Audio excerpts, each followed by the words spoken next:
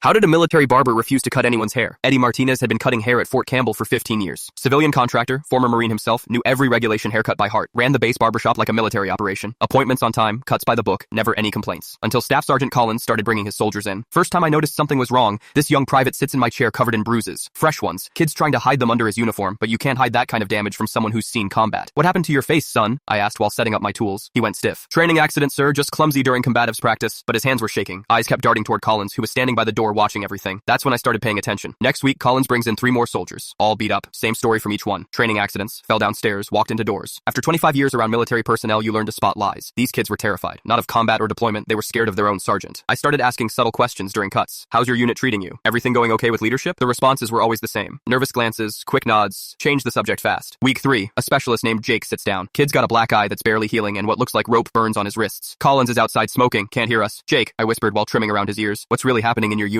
He looked at me in the mirror. Tears started forming. Please don't ask. I can't talk about it. That night I couldn't sleep. Kept thinking about those kids. Started doing research on Collins' unit. Found out they'd had unusual numbers of soldiers requesting transfers. High injury rates. Several unexplained medical incidents. Friday morning, Collins shows up with his whole squad. 8 soldiers, all looking like they'd been through a war zone. But we weren't deployed. This was happening on American soil. I made my decision. Locked the door behind them. Turned the sign to closed. Collins looked confused. What's going on, Eddie? Shop's not closed yet. I set down my scissors. Staff Sergeant, I've been cutting hair on this base for 15 years. Seen thousands of soldiers come through that chair. Never seen anything like what you're doing to these boys. His face went cold. You don't know what you're talking about, old man. Just cut the hair. That's when I walked over to my barber pole and unplugged it. Pulled the cord completely out of the wall. Then I took every pair of scissors, every razor, every trimmer I owned and locked them in my personal toolbox. I'm not cutting another hair until someone explains what's happening to these soldiers. Collins stepped forward, trying to intimidate me. You're under contract. You have to provide services. Contract says I provide haircuts to military personnel in good standing. Doesn't say anything about covering up abuse. He started yelling about insubordination and civilian authority, but his soldiers were watching. For the first time, someone was standing up to Collins on their behalf. Word spread fast. By noon, the base commander's office was getting calls. Why's the barbershop closed? What's this about refusing service? I spent the afternoon in meetings with colonels and majors explaining what I'd observed, showed photos I'd taken of injuries, shared quotes from soldiers who'd finally started talking once they realized someone believed them. Military police launched an investigation that same day, found evidence of systematic abuse, illegal punishments, hazing that crossed every line. Collins got arrested within a week. Court-martial followed, received 5 years in military prison and dishonorable discharge. Those 8 soldiers, all transferred to different units, got the counseling and support they needed. 3 of them made sergeant within 2 years. Last month, Jake came by the shop. He's a staff sergeant now, leading his own squad. Brought his soldiers in for regulation cuts. Before he left, he handed me something, a plaque from his unit. It read, "To Eddie Martinez, who proved that sometimes the best way to serve soldiers is knowing when not to serve them." I reopened the shop the day after Collins got arrested. That barber pole's been spinning ever since.